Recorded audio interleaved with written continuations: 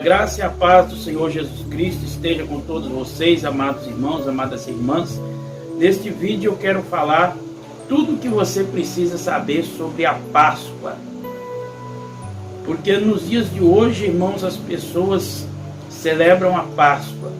Mas eu quero mostrar para você, à luz da palavra de Deus, que esta Páscoa que é celebrada nos dias de hoje, nada tem a ver com a Páscoa bíblica, com a Páscoa que foi instituída por Moisés na direção do Senhor nosso Deus. E nós vamos ler na palavra do Senhor quando que foi instituída a Páscoa e qual foi a primeira Páscoa. Está no livro de Êxodo, no capítulo 12 e o versículo 11. Na verdade, o capítulo 12 de Êxodo, do versículo 1 até o 28, trata da Páscoa. Mas eu vou ler com vocês somente o versículo 11, que eu considero o versículo chave. Depois você pode estar lendo na sua casa todo o capítulo 12 de Êxodo, que você vai compreender e ver que é verdade o que eu estou falando aqui. Mas vamos ler o versículo 11, que diz assim: Assim, pois, o comereis, os vossos lombos cingidos, os vossos sapatos nos pés e o vosso cajado na mão, e o comereis apressadamente. Esta é a Páscoa do Senhor. Eu quero dizer para vocês, irmãos, que se vocês lerem o capítulo 12 de Êxodo, vocês verão que a Páscoa significa libertação. A Páscoa marcou o dia, ou melhor dizendo, a noite, da libertação do povo de Israel das garras do rei Faraó e do povo egípcio. Um povo que vivia sendo escravizado pelo povo egípcio e pelo rei Faraó. Mas o Senhor levantou Moisés para libertá-los daquela escravidão. E naquela noite da libertação foi instituída a Páscoa. O que significa então a Páscoa? Quais os ingredientes da Páscoa? Era o cordeiro que era sacrificado, cujo sangue era derramado e ungia-se as portas com aquele sangue, e a carne daquele cordeiro então eles assavam e comiam ali toda aquela família. Também comia os pães ásperos, que são os pães sem fermentos, e as ervas amargas também eram usadas nessa alimentação. Isso era a Páscoa, irmãos, muito longe do que nós vemos hoje, chocolate, coelho e outras coisas mais. Essa Páscoa que nós vemos hoje nada tem a ver com a Páscoa da Bíblia Sagrada. E por que o povo comemorava a Páscoa? Porque ficou para eles marcado aquela data que eles foram libertos do Egito. Então todo ano o povo de Israel celebrava a Páscoa, se tornou uma data comemorativa para eles. Todo ano eles celebravam a Páscoa, glorificando o Senhor pela libertação que o Senhor concedeu a eles das garras do rei Faraó, daquela escravidão do rei Faraó. Aquilo significa para eles a libertação. Mas, irmãos, para nós, a Igreja de Cristo, a Páscoa ainda tem um significado maior, porque a Páscoa, na verdade, para nós, irmãos, é o Senhor Jesus Cristo. Eu quero dizer para vocês que nós, a Igreja do Senhor, nós não temos nenhuma obrigação, nós não recebemos nenhuma ordenança para celebrar a Páscoa como era celebrado naquele tempo. Porque o Senhor Jesus, Ele cumpriu a Páscoa e Ele é a nossa Páscoa. Eu vou mostrar isso para vocês aqui na palavra de Deus, onde o apóstolo Paulo, ele diz na primeira carta aos Coríntios, no capítulo 5, versículo 7: Alimpai-vos, pois, do fermento velho, para que sejais uma nova massa, assim como estáis sem fermento, porque Cristo, nossa Páscoa, foi sacrificado por nós.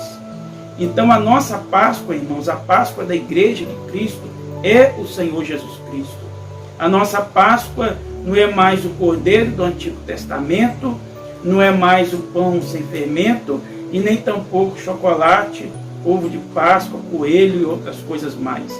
A nossa Páscoa, o símbolo da nossa Páscoa é o Senhor Jesus Cristo. E a Ele nós celebramos. O próprio Jesus Cristo falou sobre isso quando Ele, na verdade, participou da última Páscoa com os seus discípulos.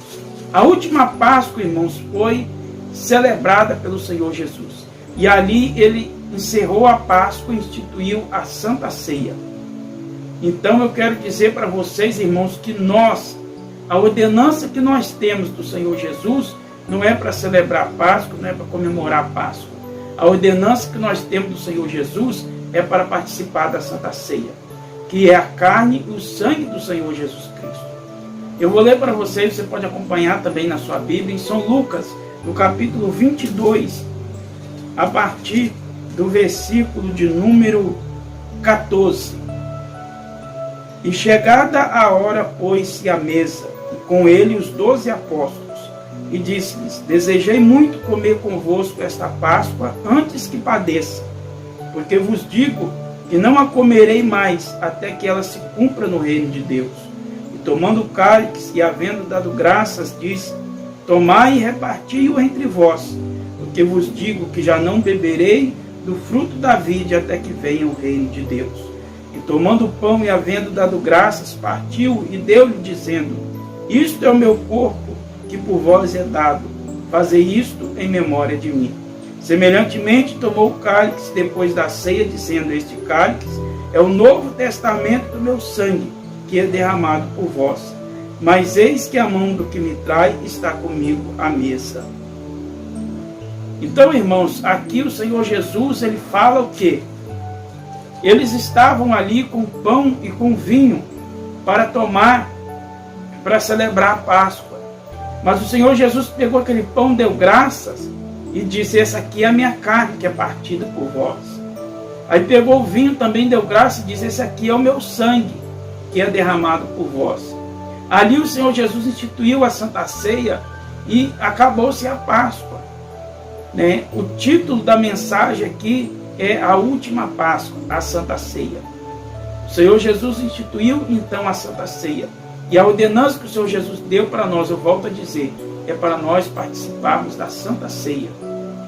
Não é para nós celebrarmos a Páscoa, mas sim a Santa Ceia.